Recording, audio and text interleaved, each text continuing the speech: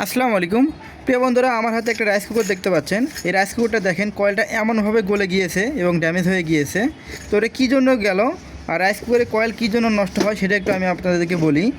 দেখেন এই রাইস কুকারটা কয়েল নষ্ট হওয়ার মূল কারণ হচ্ছে এই যে দেখেন ফিউজটা যদি একটু দেখায়, এই হচ্ছে ফিউজের অবস্থা।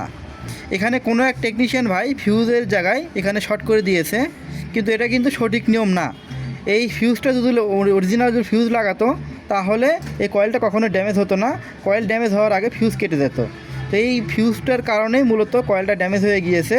আর একটা কারণে কয়েল ড্যামেজ হয়, সেটা হচ্ছে এই থার্মিস্টর ম্যাগনেট যেটা বলে, এই থার্মিস্টর ম্যাগনেট যদি নষ্ট হয় সেক্ষেত্রেও কিন্তু কয়েল এরকম গলে যাওয়ার সম্ভাবনা থাকে। কিন্তু যখন এটা ওভার হিটিং বা ওভার পাওয়ার পাবে তখন সাথে ফিউজটা কাটে যাবে।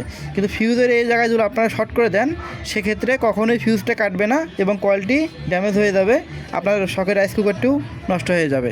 ধন্যবাদ, ভালো থাকবেন, আসসালামু আলাইকুম।